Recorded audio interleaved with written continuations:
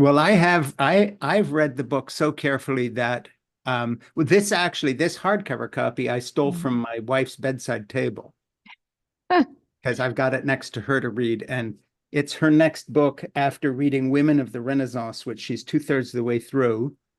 Oh, And I tried to book that author from Scotland. She teaches at Edinburgh University, and she didn't get back to me. So we're going to have to find a way to get her. And then also the next one I have here is, and this one is the way I usually read it, just to show you. I've got Brad Wilcox on next week, oh, that's great. and look at all the notes I've got in there.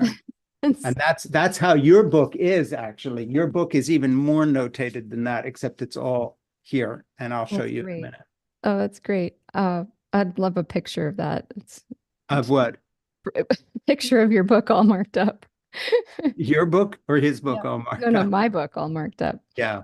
Well, I'll do better than that. If my next book ever gets published, I've got and you type in Pakaluk and start doing a search, and it's you pop up all through because I read it just when I was writing something, and you've had a big impact on my own work.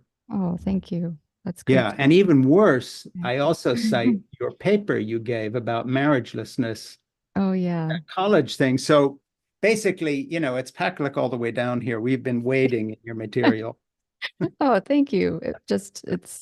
Yeah. I've been in the cave working on this for 5 years. So, Yeah. um, coming out and discovering that, anybody anywhere finds this helpful or good, it's just Yeah. so. Thank Well, you. thank the Wall Street Journal for sicking me on to you, because that article got me going, and then I got in touch with you, and then it was like, okay, now we're Yeah. off to the races. But Yeah. hey, I'm going to introduce you properly. Okay.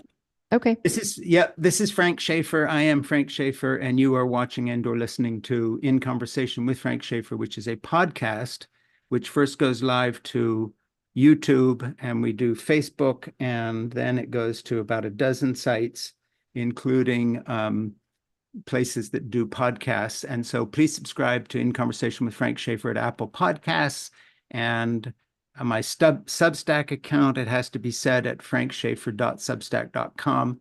And I'm doing this all backwards because Catherine and I have already been talking, and so you're getting in on the middle of this conversation. But today we're talking about a lot of things. Her book, Hannah's Children, The Women Quietly Defying the Birth Dearth. This is the book. And I was explaining to Catherine that I did all my reading on my computer. So all my notes are in the computer. Usually I would have this book, as people who watch this, they know I'd actually prepare, and it's all annotated. So first of all, thank you so much. And secondly, I really like the book a lot, and I like it on two levels. I like the book as a book, but I also like the fact that in all the gray sameness that we churn through, where everybody's in a nice little pigeonhole, it's wonderful to discover you, because you are something that we don't see these days anymore, and that is a truly countercultural figure. And I was joking with Catherine when we were here a minute ago, just talking, that when you find out that she's had 8 children and you look at her, that she must have a sort of a body double working for her, because this is a mother of 8 and she looks like she's 12, which is crazy. But in addition to which, I find that your book, which I'm going to talk about in a second here, is just stunning in that in the beginning of the book and throughout the book, and then especially at the end of the book, you make this case for women who want more than the 1.7 children that falls below the replacement level, and who had bigger families. And so in Hannah and Her Children, basically the way this book works is there's an introductory chapter and an ending, and then a philosophy of life throughout the book. But correct me if I'm wrong, I think you interviewed 50 women. Mhm. And the entrance fee was that they have to be educated and have 5 children or more. Mhm. And so it's a very amazing group. It's sort of self-selecting women who are PhDs and professors. Mhm. Catherine is a university professor, and now I'm going to read the stuff I was supposed to read at the beginning. Catherine Ruth Pakaluk, Hmm. associate professor and author of Hannah's Children, The Women Quietly Defying the Birth Dearth. You are a professor at Catholic University of America, which is in Washington, D.C. Your husband is also a university professor. You teach, I believe, economics. Hmm. And Correct. in addition to doing all that, you are all kinds of other things. And I'm going actually to my manuscript here, Catherine, to read some things I wrote about you. And the first thing I said is Catherine Ruth Pakaluk is not a panda. And why do I say that? Because I have a little passage before talking about the fact that pandas don't know how to mate very well. They don't have very many babies, and we're all turning into pandas because our countries like France and North Korea and Italy and the United States and Japan tend to fall below even replacement levels. We're having so few children. And you went off and had 8 children. You're a university professor of economics and a feminist in this countercultural sense of you're all about women and women's rights and women's choices. Hmm. It's just you're making a very different set of choices than the Yeah. women you read about in the New Yorker or the Guardian. Kind of a good, well-kept secret that you're now exposing through Hannah's Children because of all the women you're interviewing. Your version of feminism is a many-child version bolstered by your Roman Catholic faith and based on what I regard as your egalitarian, enlightened, fall-in-love partnership that you share with your husband. He's a university professor. Hmm.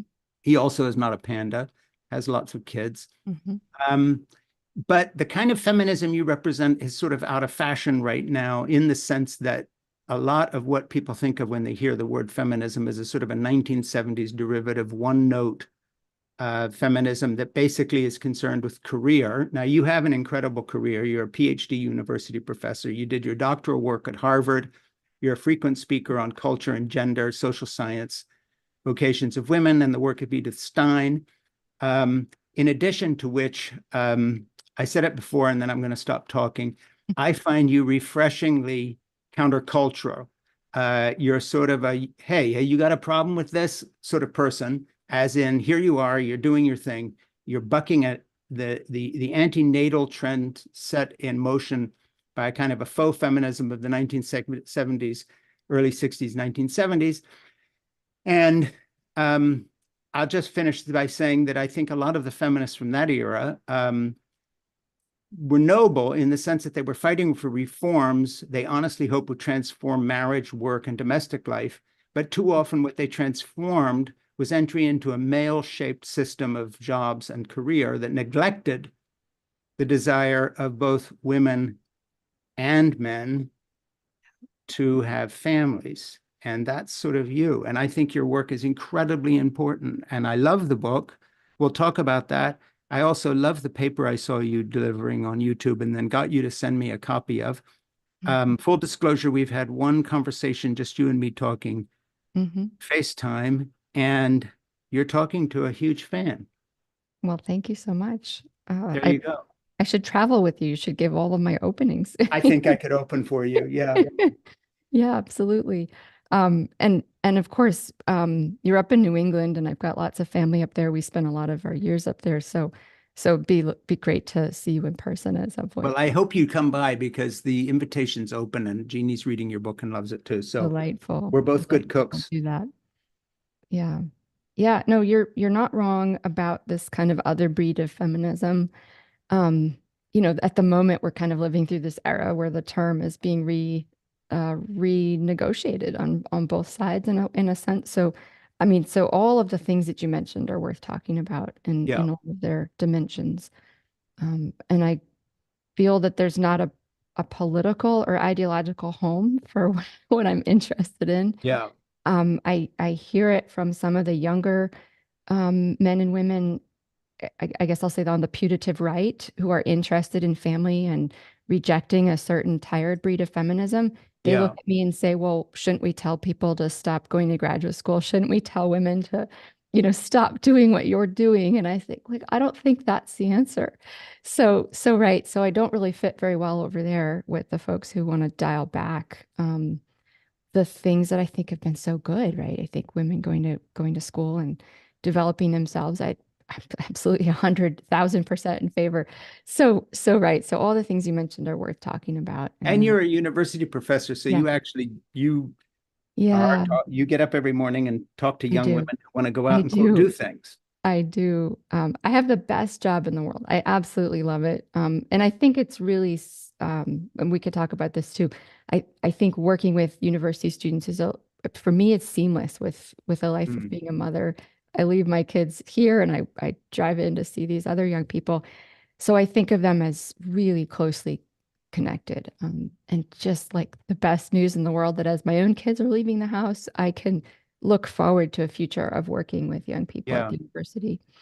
Well, Yeah. people who follow me, and I'll just say this in Hmm. terms of this interview because it's a good setup for you. Hmm. Um, Jeannie and I have been together 53 years, and we came at Mm. this. I know you sort of got married young too, but not Yeah. ridiculously young. Yeah. And everybody was betting against us, but we were really in love, and we were lucky enough to Mm. fall in love. And I got her pregnant in an evangelical right-wing fundamentalist community that frowned upon this, but they did one thing right.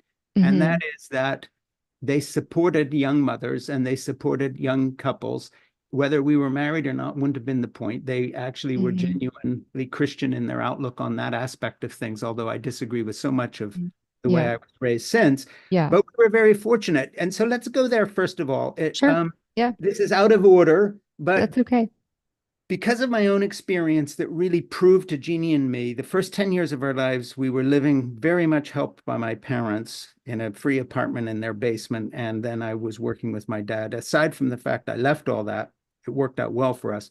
Let's get to the it takes a village aspect of this. Hmm. Because I think a theme that runs through the interviews you do with these women with 5 children or more, not to mention your own life, and Hmm. not to mention your views in your paper where you coin this term marriagelessness to describe where we are.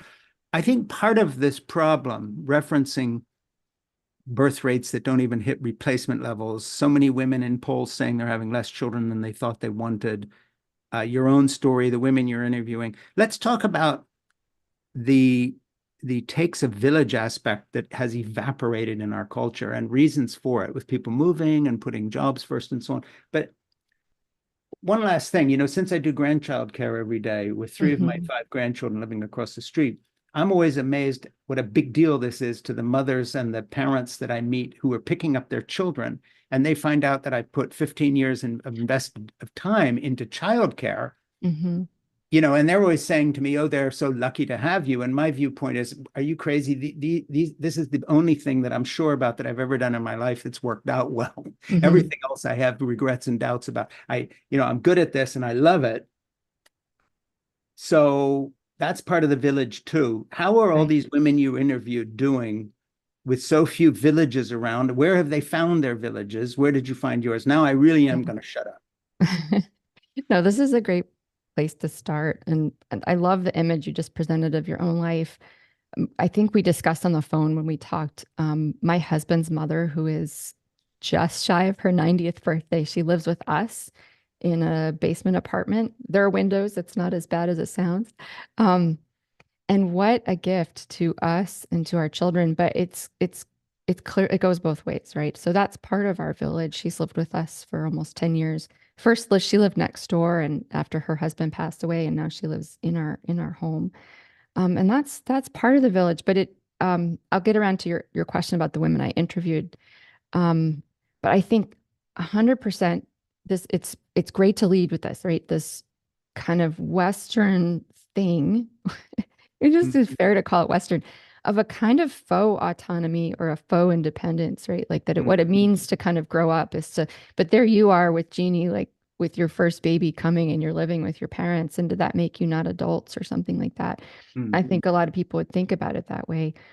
But I think there's something deeply wrong with that. I think that could not be correct, right? That somehow we're more ourselves when we're kind of disconnected from other people. We're more adult when we're disconnected from people. Um, if it's okay, I'll tell you a funny story that maybe it's worth telling. When when we moved to the first sort of village-like place that we lived, this was about 10 years into our marriage. We moved to a small kind of new development town in South Florida, a little religious university where we first taught. And this was a new development. And so, kind of there's a university and these houses are all about, 400 feet from the university. And so everybody knows everybody. And everybody that worked at the university lived in your neighborhood. And it was a very strange experience, almost a kind of Truman Shows type experience. Mhm. And it was very, as sociologically, very interesting to see what happened to people. So some people moved into this community and really just couldn't handle it. Moved away. And what did they not like? They didn't like that, you went to the grocery store and you saw your colleagues from work at the grocery store. You got up in the morning to get the paper and your colleague from work was across the street or, out getting the paper too. So there's this really sense. I mean, if you wanted to have an affair, everybody would know it. It's sort Right. of like, and it was the first time I thought, well, this is how human beings have always lived. I mean, there's something, obviously, it's kind of initially shocking and intrusive, but what happens next is exactly which friend and neighbor to call when your dishwasher is busted Right. because there's no repair person that's going to come out and your neighbor. And that, so I saw that people either they found that repulsive and Mm. eventually found a way to get out. Like, this is not what I signed up for. Or they kind of leaned into it, after. And that was really interesting to me, just as a sociological experience. There's a lot of things that are unnatural about these planned communities. And so, I'm not endorsing them entirely. But that was right around the time that my husband's mother came to live with us. Mm. And I had moved down there from New England. And my experience of it was different. I mean, New England is different. It's, like you might live in a neighborhood where the houses are close together, but you may not necessarily find that you're going to know your neighbors very well. Right. So that was amazing to me. I thought, well, this really makes the parent raising different. So the kids ran amok. The kids, Yeah. basically you'd go, well, I don't know where they are, but there's another mother down the street and wherever they are, it's going to be fine.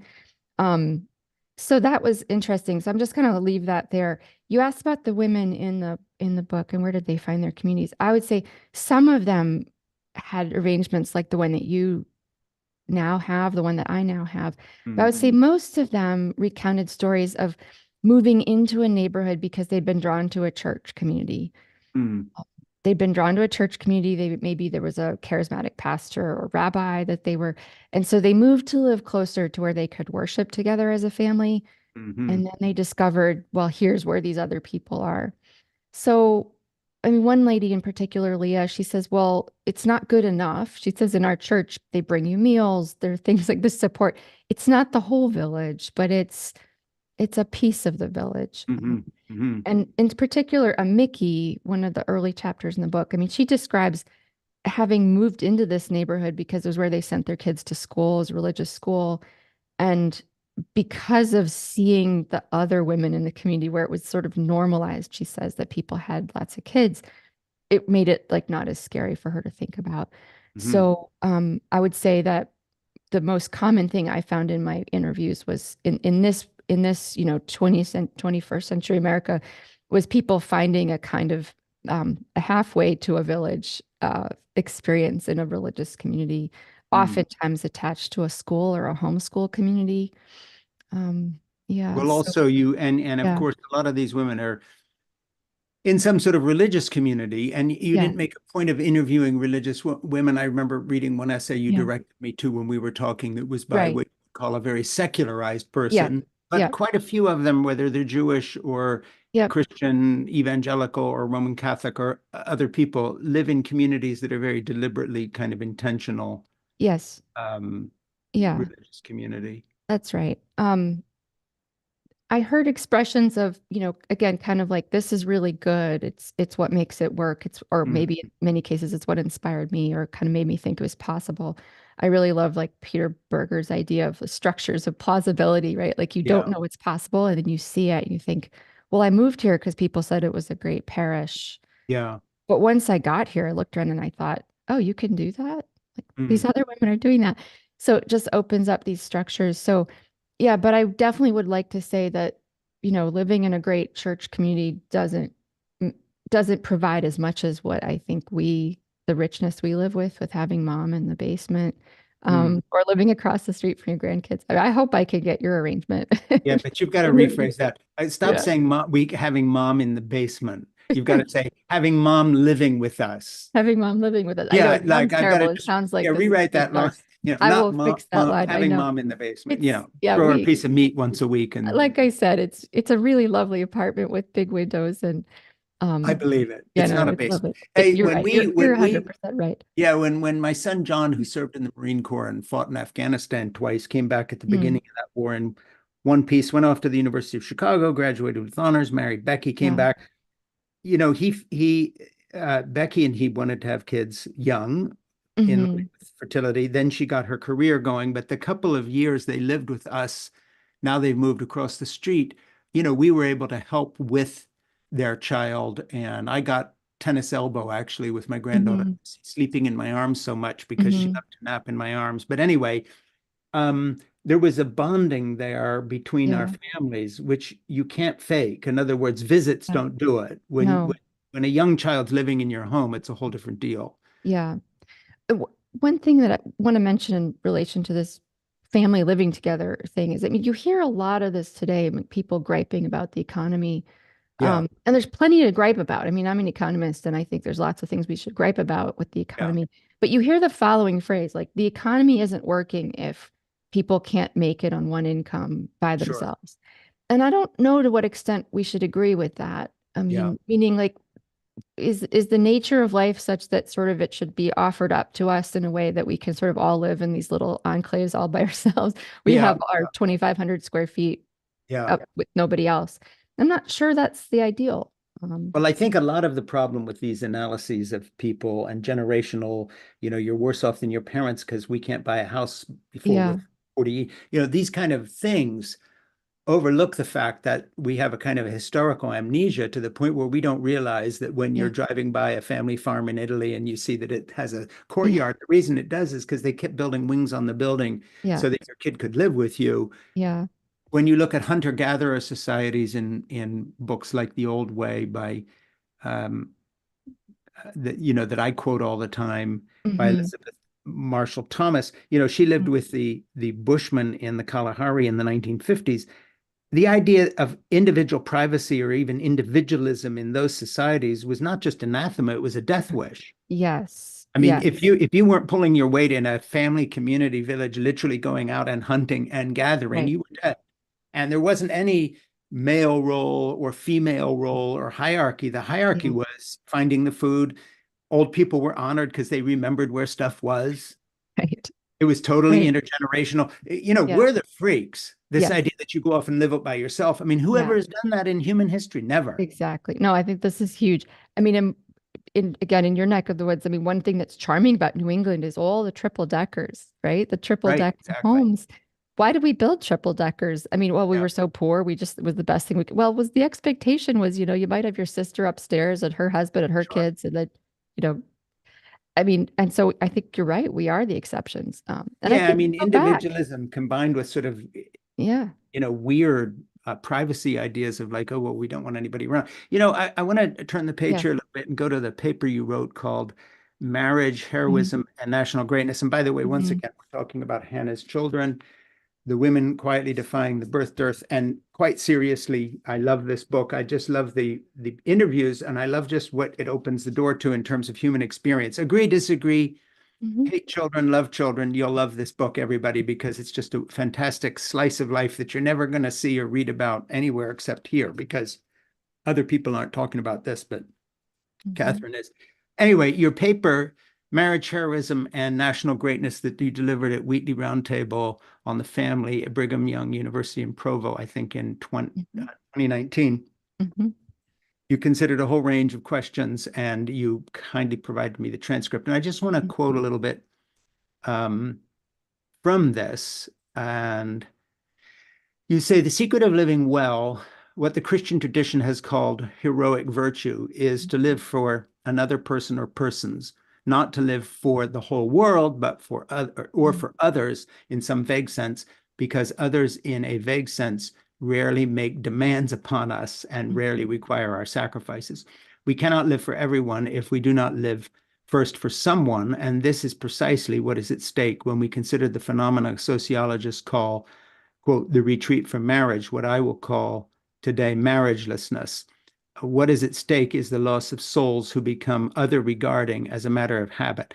And this habit, this virtue, is the medium and long range outcome of a harrowing adventure and exacting training voluntarily taken on by young people who willingly tether themselves to the mast in pursuit of their Penelope, heroism of no small measure. So, you, besides the book, I guess the way I would put it this way, and besides the fact you're an economist, have become a sort of a philosopher of what I would call that you sort of allude to, the heroism of the marital relationship, in terms of it is the opposite of the me-ism and the selfishness of an individualism run wild. Yeah. You talk about the heroism, and you even use very, very, very, very unfashionable words like sacrifice in some Mhm. contexts. And I want to go to that, and Yeah. then we will get back to the book. We're talking about Hannah's children. Mhm. And let me just reintroduce you. Catherine is an associate professor, and she's author of Hannah's Children, The Women Quietly Defying the Birth Dearth. And you are listening to and or watching In Conversation with Frank Schaeffer.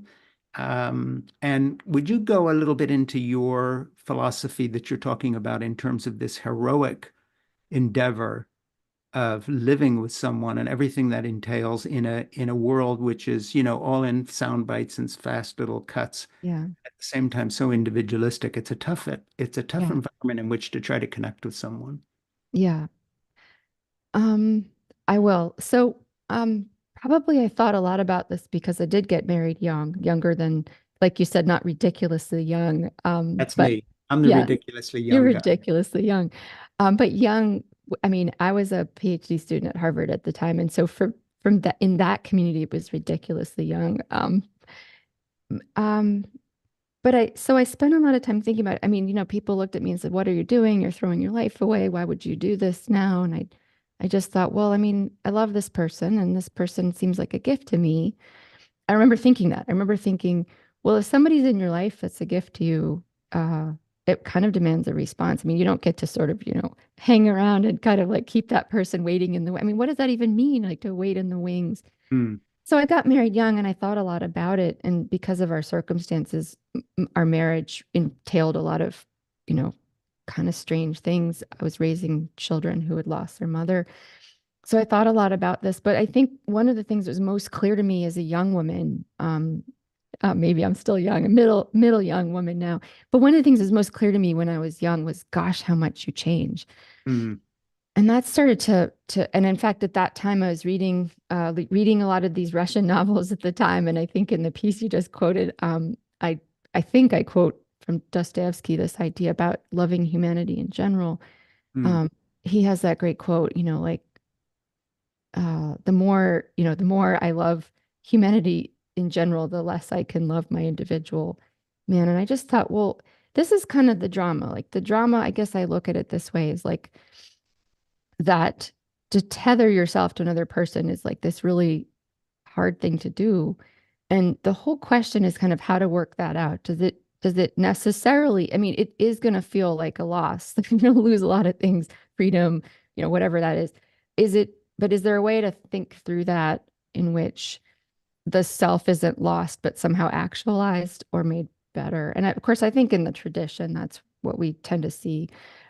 We tend to see these heroic poetry, this idea that like, well, is a battle dying young? Sorry, does a soldier dying young lose himself, or does he gain eternal glory or eternal Hmm. praise? And of course, that's the whole idea. Like, actually, it looks like a death, but it's not a death. Hmm. So it's not morbid. It's something else. It's like this possibility of life after death.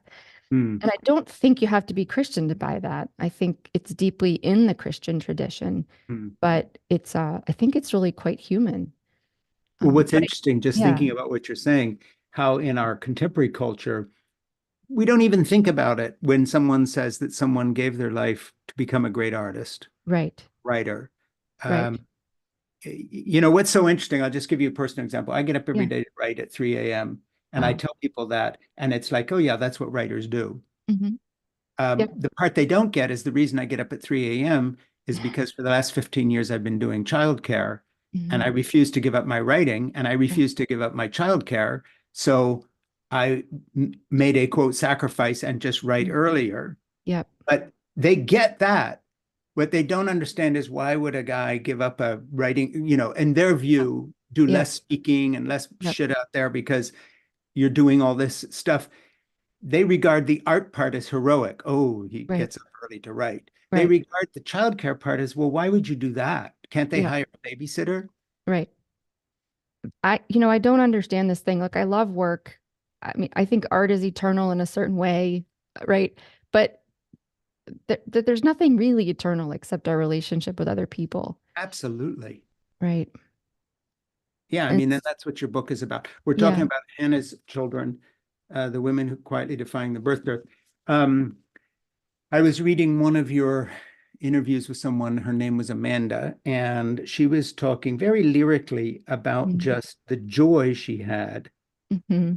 But one thing I love about your book is it's not this happy clappy bullshit of joy without price.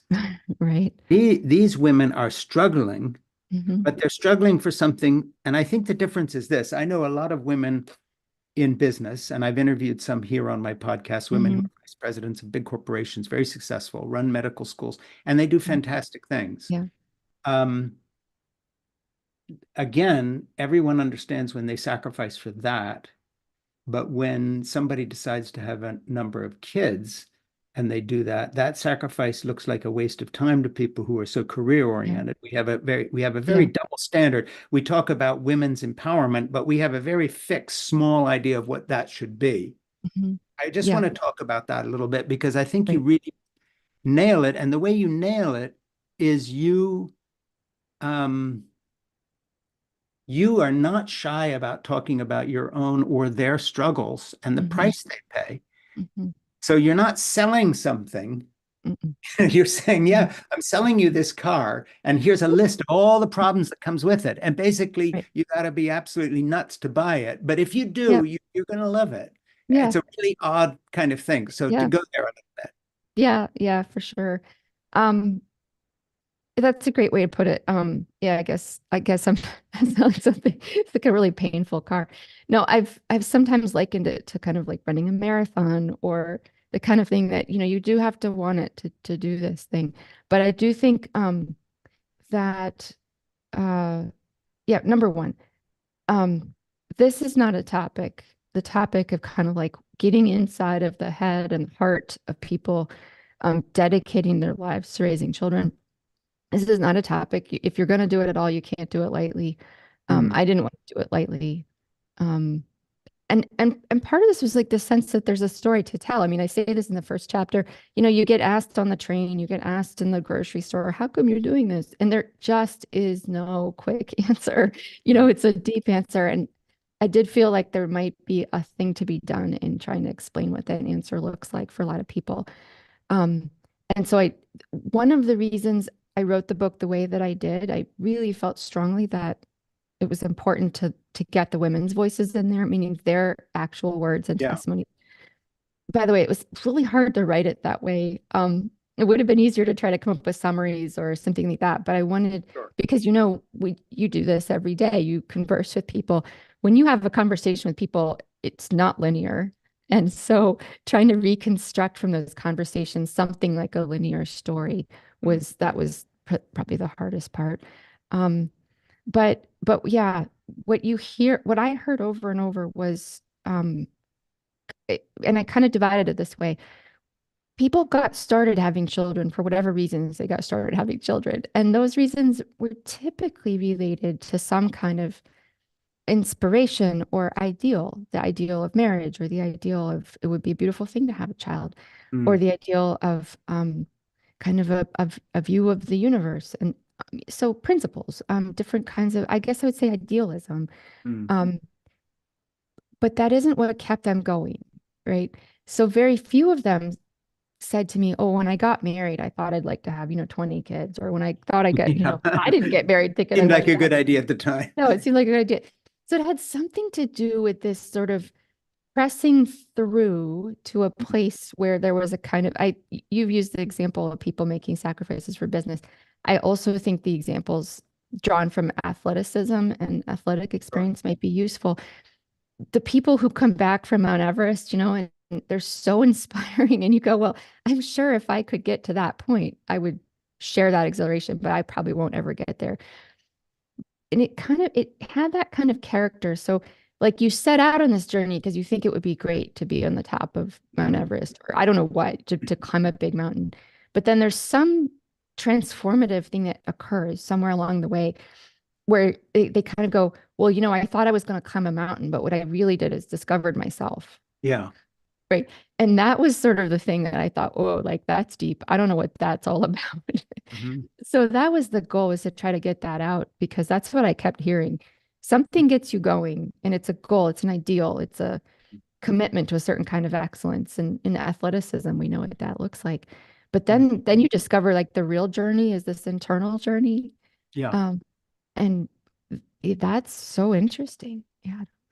Yeah, So and it has a very strange effect on other parts of your life. I've right. noticed doing Right. this childcare with Jeannie, that actually the sort of learning process that I had raising my own children, 3 children, and now these Yeah. 5 grandchildren I've helped with, 3 of whom are across the street. It's exactly what you're saying. And that is looking at it at the end of the day. I'm 71, so I'm getting closer to a lot of end of days stuff for me. Mm-hmm. You realize that what was really going on is that you were being transformed. Right. And that is the things you liked least about yourself going into your 50s, Yeah. having been very much of a careerist, are being ironed out. You always wanted to be a more selfless person, and there was no way to sort of act the part or do that. Right. Like athleticism, you become that by the training, and then you Yeah. wake up one morning and you can't live without it because you get that Yeah. big rush, as Yeah. you're running every morning or whatever it is. It really is like that. I want to go back to a point you raised in terms of why people have this compunction. I think Mm-hmm. one of the reasons we're very unhappy today in our culture is that we've kind of told evolution to get lost. I'm not a Christian. I Mm-hmm. came through that Christian background. I'm an atheist who Yeah. prays, so I'm sort of a Christian in a Yeah. weird way. But Yeah. that's a different discussion. Sure. But I really believe that, especially coming out of my own background, and I Mm-hmm. and I think in terms of modern things today, Mm-hmm. you really have to be delusional to discount the power of the evolutionary prime directives. Mm-hmm. And one of Yep. them equates to the village, and that is the survival of the friendliest. If you can't cooperate, you are dead. Yep. You're right. And that's absolute law of hunter-gatherer society. You're dead, not Mm-hmm. like Mm-hmm. not liked, you're dead. Yeah. Your relationship with other people is the only thing that will keep you alive. If they don't Right. like you, they're not going to feed you. Yeah. If you don't cooperate with the people who live over the hill, you're all dead. Mm-hmm. And I think the other big one is that if you look at our biology, I interviewed Kat Bohannon recently in her book about how, I'm reading off the subtitle here because I screw these things up, how Mm-hmm. the female body drove 200 million years of evolution. Mm-hmm. Okay. Well, what drove that 200 years of million years of evolution was not the imperative to get a corner office in the HR department. Right. The Right. powerful shit there is to Yeah. do with procreation, Yep. child. And when you start denying that, Yeah. then all the polls read how unhappy everybody's getting, because Right. basically you're saying, excuse the language, but you're telling Yeah. evolution to fuck off. Yeah. Well, you can't do that because it's you. You didn't come Right. from nowhere. And it's the same with it. If you don't have Yeah. relationships with people and you're saying Right. no to your desire to procreate, you say no to love because you're too busy getting your PhD. So why marry the guy now? Let's put Yeah. it off. And then he goes away. Yeah. You do that in all these areas of life. And at the end of the day, you wake up and you say, I'm lonely. What happened to Right. my life? I don't. And Right. I think one of the stupidities of our moment of history Mm-hmm. is this ignoring of the prime directives of evolution. Yeah. So we're into milk and lactose intolerance and all this peripheral crap. How about Right. let's talk about basic shit like Yeah. make a baby, Yeah. fall in love, Right. stay with somebody, live in a Yeah. village, help the guy next door. This is ingrained. And I'll go Yeah. one step further and throw it back to you as a Roman Mm-hmm. Catholic.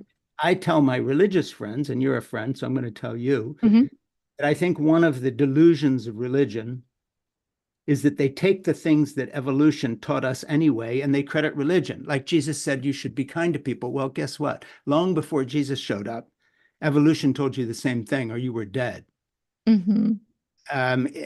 Jesus says share and be merciful. Well, let me tell you something. In hunter-gatherer society, of which 98% of entire human existence was spent in that. That's how we were shaped. Yeah. Yeah. If you didn't do those things, you were dead. So, of course, when Jesus shows up and states the obvious, everybody says a prophet. Okay, I'm being sarcastic and stupid Sure. here. You know what I'm That's saying? okay. So, I do. go there. Talk Yeah, about go there. evolution. Yeah, evolution. Well, I don't know what to say about the evolutionary point. I mean, first of all, you're 100% right. If the evolutionary drive is what it is, we're going to be lonely and anxious and like completely sick if we just turn it off. But there's something about this moment. I mean, if you can be having zero 0.8 babies per woman, in South Korea, and I think somebody's estimating now that China might be below one, the official numbers. I mean, if you can be there, does that mean evolution is wrong or that we're just ignoring? Like, I mean, ultimately, like if we can ignore evolution, how much of a drive is it? I'm not, I'm not pushing back ultimately, but it's definitely a deep challenge to the question of our existence as persons to be able to shut that off. I mean, I don't know what to say. Well, it's a deep challenge in more areas than just procreation. Absolutely. Putting Absolutely. career ahead of relationships, say. But I mean, are you right that the decline in self-reported happiness in women kind of occurs when reproduction starts to go below replacement? Yes, 100%. And it's the one thing that the people tracking those numbers don't want to look at. Yeah. You don't want to look at that. So one thing that came out of this research, I started to Well, nor do they want to look at where kids actually do best. No, they don't want to look at where kids actually do best, and they don't want to look at where we're happiest. I mean, so there's this paper which I cite in the book, which I think is a great paper. Everybody should look at it, and it's really brief. It shows up to say one thing. These are two economists at the University of Michigan, Justin Wolfers and Betsy Stevenson, and they said, it's a real paradox if you look at all of the self-reported happiness data for the last 40 years. It looks like the moment of the kind of, 1960s, 1970s women's movement is the moment when women's self-reported happiness kind of starts to go downhill. And they say this is a big paradox because the women's movement made things better for women, right? And they don't answer their own question. Yeah. But of course, But I'm sympathetic to that Yeah. 1970s women's movement that said, to hell with Yeah. this business, because of course the village in America was already broken. Agreed. We went to college, then we moved to this little thing, and then there's this tiny little nuclear family, and she's supposed to stay home and vacuum and make a cake for that night. Well, fuck Agreed. that. This isn't No, hunter-gathering, that's all living exactly together in a village. It's all agreed. And bullshit.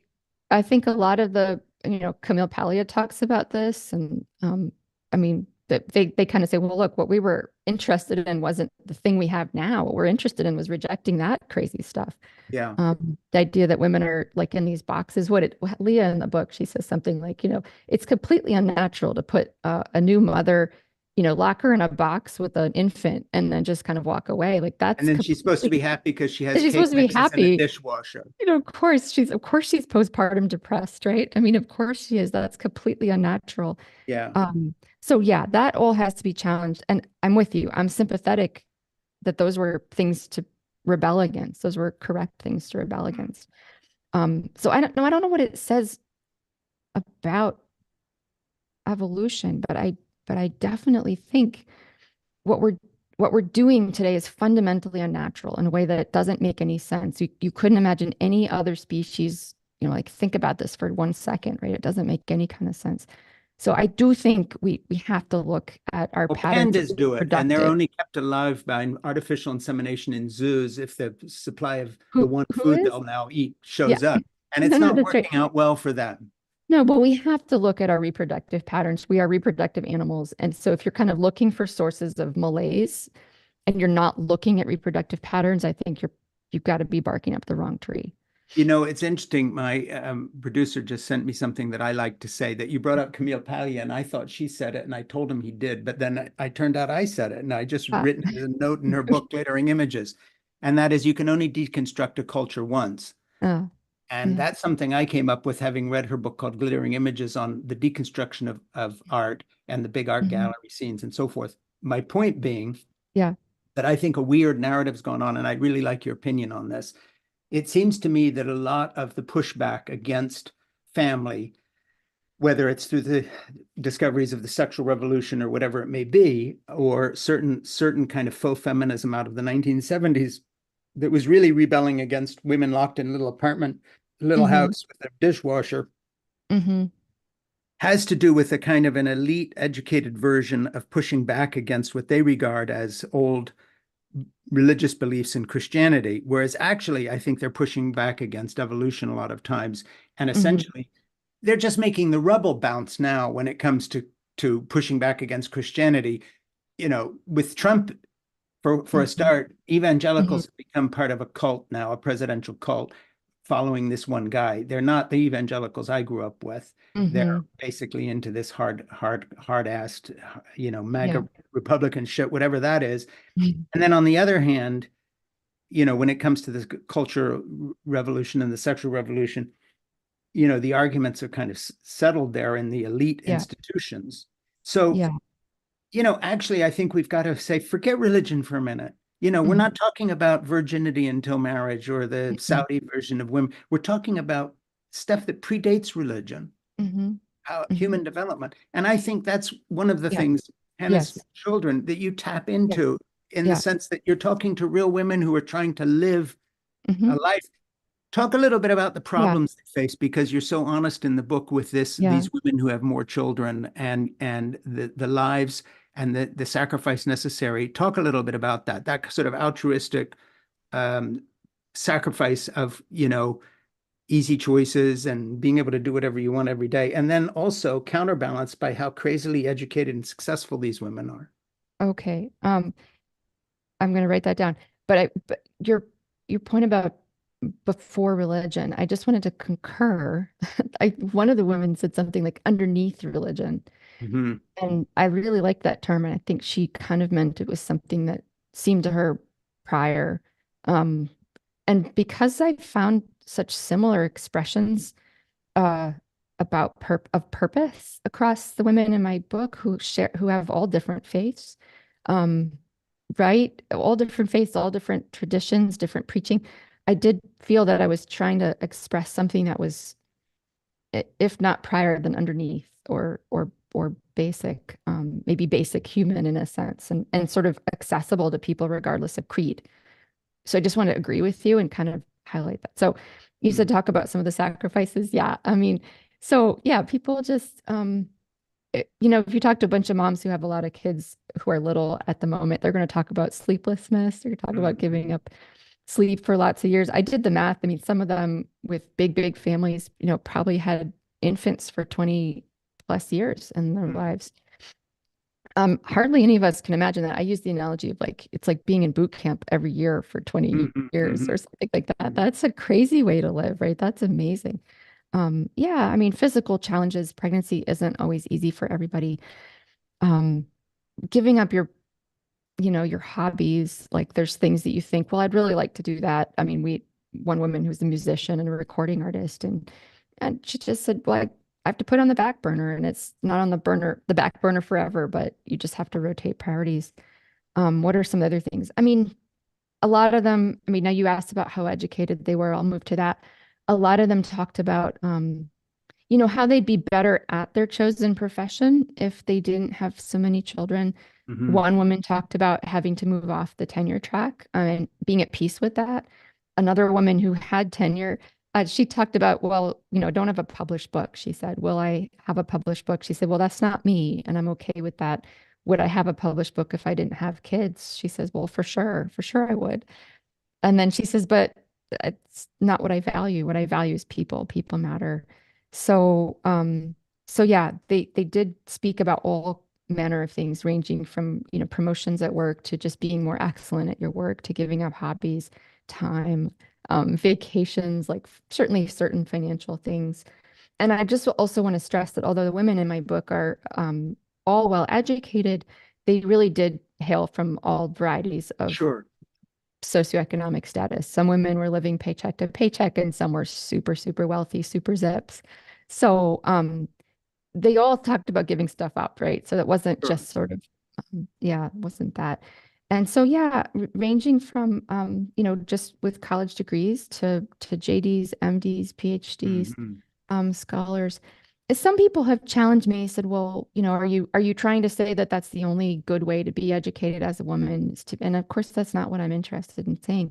But because what we're seeing with fewer and fewer births happening around the world, and now really in a kind of crisis, the tension really seems to be with the more education women get, the fewer children are born on average. So that was the tension I wanted to explore. That's why and of course I have What's limited interesting resources. is you're Yeah. the exception that proves the rule, because you're talking to educated women Yeah. and you're educated and you're a university professor. You've had all these Yeah. kids. So obviously those things Yeah. are not mutually exclusive. They're not mutually Only when exclusive. you have a reverse set of priorities are they That's mutually right. exclusive. Talk That's right. about that a little bit. Yeah. I mean, it Yeah. is I mean, possible so because you've done it. it's possible. Yeah, obviously it's possible. And I mean, no one's going to deny. So, I mean, even in my own sample, some of the women are working full time and some of them are not. And so the Yeah, ones who are working full time, they have fewer children than the ones who stayed home full time. So there's still going to be that trade-off. But I think the way it seemed to me, the best way I could describe it was that the women in my sample, they they prioritize children and they fit their career around children and sure. family. Where, in contrast with maybe prioritizing a certain career path or certain like life script and then fitting children in as they work. Sure. And I'm like thinking about you as a young man, welcoming your first baby when you were what, 17 or 18? 12. No, okay. 17. I What a might as man. well have been You're, 6. yes, what a man. I know, right? When you're When you're much older, 17, I mean, I can't you, even you remember, you look at yourself as a 17-year-old or a 23-year-old, like I was totally a kid, right? Um, but I think I would want to contrast like something that seems very pernicious about modernity, at least as we handle children, is this idea that there's kind of a right time to have a child. Yeah, And you welcomed your first child at exactly what would everybody would say is not the right time to have a child. right.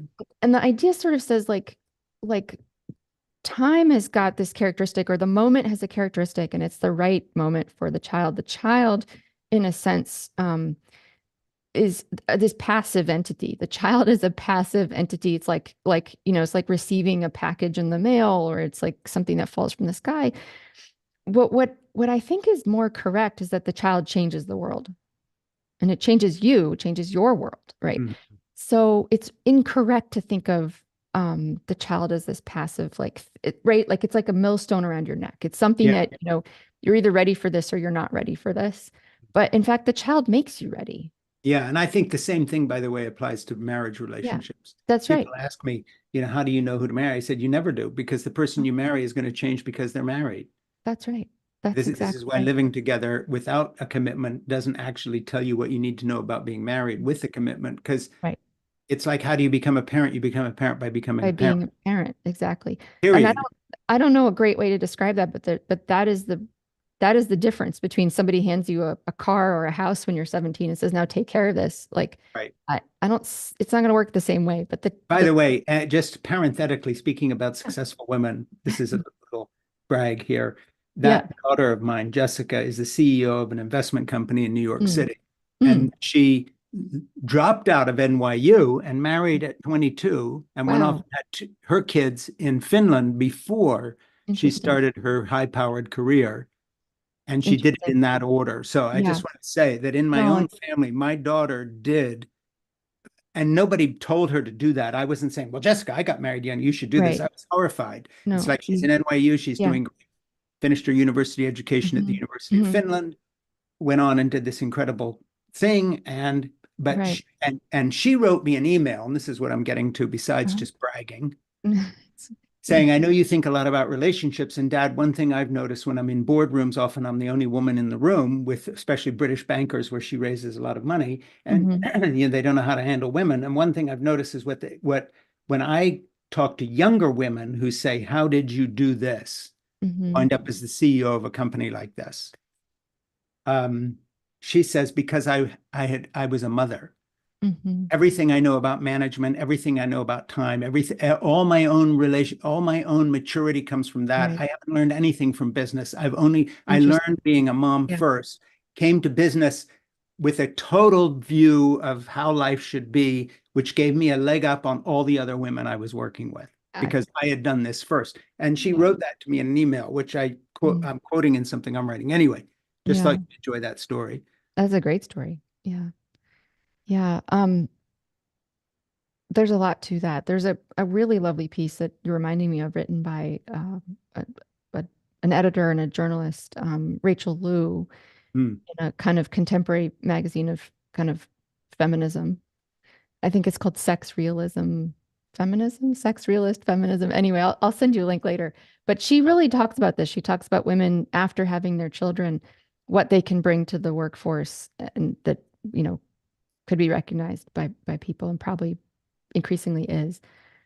Um, yeah, so I think that I mean that kind of covers it. I mean, this idea that basically the we as as persons, we're not immune from change and that persons change us, right? The persons change. So the child changes you, the spouse changes you. Um, Earlier when you were talking, I was thinking about this phrase that some of the women talked about this idea that kind of as you go through this transformation, that I think that was your word, this transformation, you Hmm. discover like climbing Mount Everest, you discover you're changing. It's not that you're not conquering the mountain, but you're changing. A lot of the women use this language of like um, initially the pull to go back to normal. Like Hmm. so you start something hard, and I think marriage is like this too. Initially, you think I remember thinking this actually. I remember thinking this about both my first child and about my marriage. Like we'll get to this point when I'll feel normal again. Like, Hmm. I don't feel like myself. I feel like a person who's pretending to be married, right? And someday, you know, maybe I'll go back to normal, or I don't know how this is going to end, but I don't feel normal. And I remember when my first baby was born, I remember so much thinking, well, I'm not me anymore. Like my body's changed. I don't feel like myself. Hmm. My marriage won't be the same again. We won't enjoy these things or those things. And for a while, it feels like you just are kind of play acting at a thing. What do they say now? They say it's as LARPing, it's live action role playing, right? Hmm. But actually, I think that's exactly like whatever it is you're going to do, it's not something you've done before. Um, People talk about this. I don't know. James Clear talks about this. The people who talk about habits, and we might want to go there. I mean, this is like a big piece of this transformation. Hmm. The initially you're not a runner. You're just somebody who wants to run, and you know you Yeah. put the sneakers out. And you start telling yourself, "I'm a runner," so you do things that run. And there's something about this, but I do think we're lacking the in relation to marriage, right? And in relation to children, like we have a word. There are runners. Like I'm not a runner. There are runners. There Right. are walkers. There are people. There are hikers.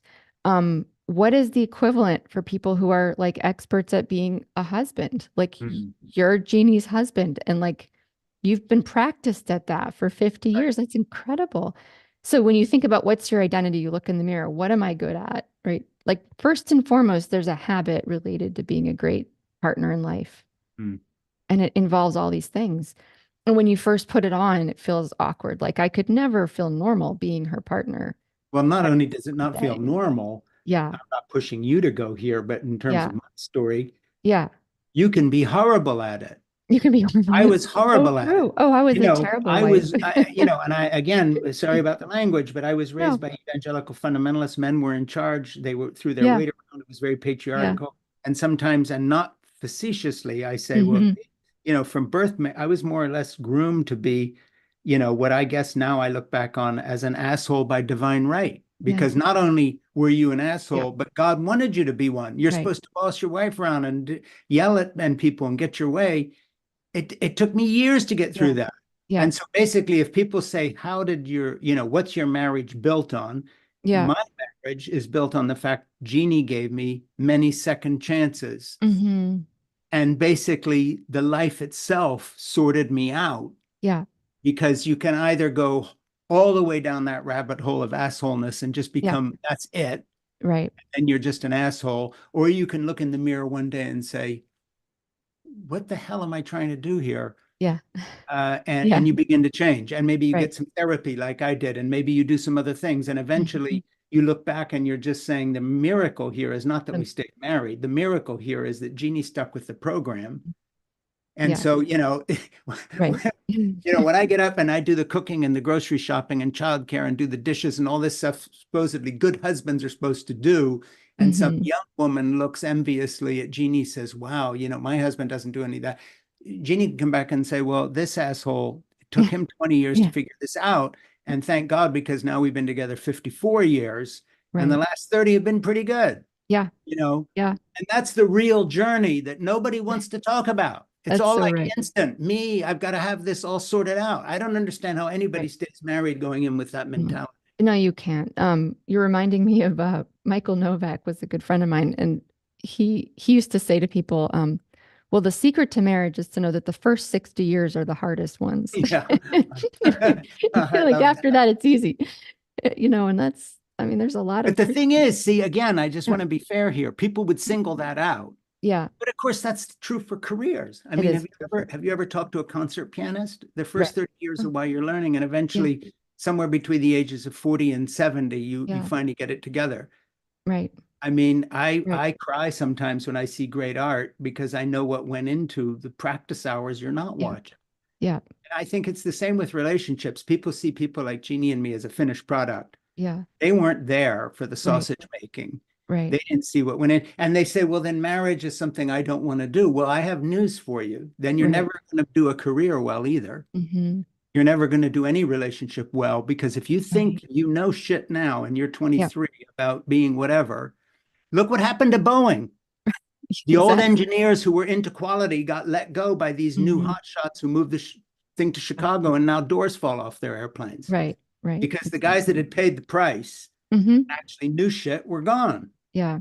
And they didn't bring that acumen to the table when they were 23. No. These were the seasoned old Yeah. hands that knew something. Yeah. Well, we see that in business. Yeah. We don't understand about relationships and parenthood. And Right. I often feel my grandchildren owe a huge debt of thanks to my children because Hmm. I learned on my children. And Yeah. so when my grandchildren think Ba, they call me Ba, is good at this. Ba's Yeah. good at this because he Hmm. wasn't so good at raising children and he knows Yeah. what those regrets are and what he could have done better. Right. I just don't think people get that realistic view. No. And sadly, I mean, as regards motherhood, a lot of the women talked about this, and I mean, I definitely felt this. Um, if people are having one or two kids, they never get to the point where they're good at it. Yeah, Because there's a skill there. I mean, it's not just yeah, binary, like I've given birth to, like you could be a terrible mother at the beginning. Most of us really are terrible mothers. yeah, But man, there is nothing like, when you come home with the fourth or the fifth and you're kind of like, I'm just enjoying this. Like I've learned all the hard parts. This is really, yeah, and then you realize that actually there's this big secret, which like when you've gotten the hard parts mastered and you just enjoy it, you're a way better mother. Because you know yeah, what you're doing? You're just spending all your time enjoying that other person and they feel enjoyed.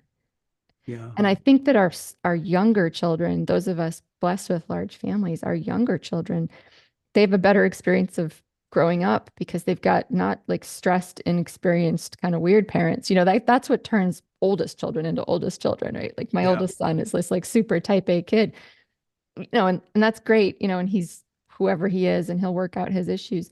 But I wasn't focused solely on enjoying him. I was trying to figure out what the hell I was doing, right? yeah, Now, my youngest couple of kids, I mean, man, it's just enjoyment, right? Like every second of every day, it's just like I want to enjoy this longer yeah, because because you're I don't not have scared anything left anymore. to learn. I mean, Yeah. not like I have nothing left to learn, but it's like the hard things to learn, I know how to do those. And Hmm. they don't take anything away from anymore. Hmm. And so, right, you do wish that you could somehow donate that view to other people because it's like, man, if you could just get there, it's a totally different experience. And one thing I would just add to that, and Yeah. then we need to wrap this up, but we have to Yeah. do about 10 more of these. So I think we'll just make it. Ernie, we're going to do this once a week now. Great. Cancel all the other guests. We found the one that has something to say. Um, but my view is that there is a little bit of a shortcut on that. I'm not disagreeing with you, and it's called Yeah. intergenerational connection. Right. Oh, yes. Because my grandchildren are not going to start from zero. They That's right. know what a loving male looks Yeah. like for a start because he Yeah. cooks for them after school every Yeah. day. So they Yeah. know what that relationship to be. It's not a loud, bossy guy telling you what to do. He's doing it. Yeah. Yeah. and he shows you how to do it. Yeah. And he doesn't boss you. He just does it in front of you and lets you participate. So, Yeah. and I think the same goes for mothers. Mm-hmm. Jeannie was a young mom, Mm-hmm. but we were living in the basement, and my kids had this too harsh, stupid young father, me, but they could Yep. escape upstairs and be with my mom, who was Yeah. relaxed. Yeah. And Yeah. so they were, and then Jeannie could go there and look, and then I could be a little bit shamed into being a Yeah. little more mellow. So I Yeah. think when you wait to have a baby till you're 40, Yeah. and then your grandparents are all aged or dead because you've Right. waited so long, you Yeah. remove the intergenerational learning thing. So now you really are the scared, lonely mother with no Yeah. village and Yeah. nobody to show you anything. Yeah. No, this is 1,000% correct. Yeah. I mean, my younger sisters, I mean, I think their first year was a lot better because I could go and see them and share things with them. I didn't have an older sister to do that for me. Yeah. So yeah, you're very right about that. Or, you talked about your daughter. My third son got married this past summer and he was 19. So not as ridiculously young as you were, but he was 19. And he grew up holding my babies, right? Because he's my Right. third. And so he grew up holding my babies. And so he said to me, "Well, Mom, why would Mary and I want to wait? We don't want to wait. We want to have a baby right away. Because why? Because there's nothing like it. Well, There's nothing like." interestingly enough, I'll tell you a little story, and Yeah. then we really Tell do me. have to wrap this Go up. ahead. Yeah. Go ahead. But when my son came back from combat in Afghanistan, Hmm. and he told me he wanted to get married, not because he was imitating me, Sure. he said, I know one thing that a lot of my contemporaries don't. Life is really short, Hmm. because he had had friends Yeah. killed. And he says, and I Yeah. want children. And so basically, he found a young woman who wanted babies now, Hmm. because he said, I'm not marrying someone that's going to delay all the way down. And by the way, she has a Yeah. brilliant career and her Yeah. kids, because she again put it in the other thing. And then we were Yeah. across the street. Hmm. When one of the books I like a lot is The Old Way, that I talked about, by Elizabeth Thomas Marshall. And one of the Hmm. things with the hunter-gatherers there, and we Hmm. can end on this note in terms of teaching Yeah. the youth not to be as afraid. The young people always had a saying that she lived with them off and on for a year. When they didn't know something, here was their answer. Mm. The old people haven't told us yet. Mm. Hmm. That's the Interesting. deal. Interesting. And our old people are all locked away, Yeah. waiting to having children so long they're not a factor. Now we are caregivers of our Yeah. Alzheimer's These mom. ridiculous retirement communities. I mean, get me started on this. Like, I hate this whole Me phenomenon. too. It's awful. Just Yeah. hope my own kids, one of them will have me when I get older. Um, yeah, we build these little villages for people to live in. It's Yeah, terrible. it's horrible. Yeah. In any case, Hannah Yeah. and her children. So I just wanted to also say, if you'll Hmm. allow us, I would like to make Hannah's Children, The Women Quietly Defying the Birth Dearth by Catherine Ruth Pakaluk. We have a book club called It Has to Be Read, and we want to make this part of our book club, which would be in June. Hmm. This will be our June selection, and we'll have you back at least in June Okay. to talk about it. Great. Yeah. And it becomes a book club thing, and then people react to it, and we put it on all our media and posts. Great. And we're going to, of course, put wherever this goes, we'll have links to you into the book. And I just think, as I said at the beginning of the introduction here, that you are a genuinely countercultural figure. I come from the 60s, and I know what genuine counterculture looks like, and you're it. It's not this sort of polished Mm. influencer crap, you know, Hmm. um, basically the whole thing. It is, Yeah. you're genuinely countercultural, which means that when you read your book, agree, disagree, hate it, or love it, you Hmm. will never be the same, because you've looked through a window at a view you never knew was there. Mm. And that's what Hannah's and her children gives you. Mm. So you're a good person. Thanks. Thanks so much. I've Yeah. really enjoyed talking with you, and I'd like to get up to Boston as soon as I can. Well, come see us. I will. If I talk too much in this, for people who are used to listening to my podcast, it's because I'm so excited to talk to Catherine after reading her book that I'm kind of bubbly here, a little bit starstruck. This book really Mm. got to me, Mm. and that's why I talk too much, because I'm Mm. very I'm like, I had my half a cup of pre-interview coffee, and it's like I Mhm. actually had 3 mugs. I'm totally caffeinated out with a half a cup because that's what talking to you did. Well, now I'm going to just blush. So that's lovely. Okay, I'm well, going to stay in blush out. touch and keep Ernie and me posted on what you're doing with the book and I will. where it's reviewed and where you appear, Mhm. because we want to follow all this and we're going to make it part of our shtick. Great. I will absolutely.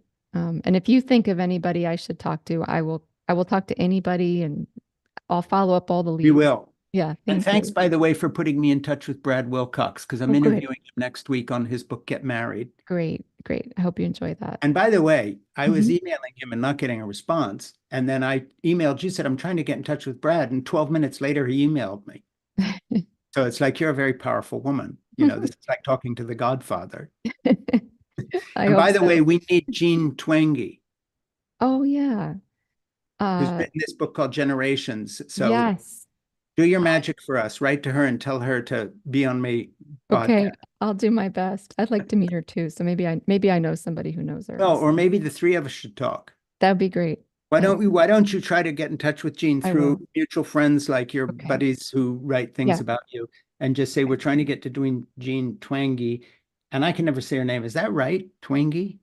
Twenge? Twings? I don't know. It's I've only read it. I've never Twenge. heard it said. I just read it. Well, her So new book is Generations, and before that generation. it's iGen, Yeah. and I've read both and I've quoted Hmm. both.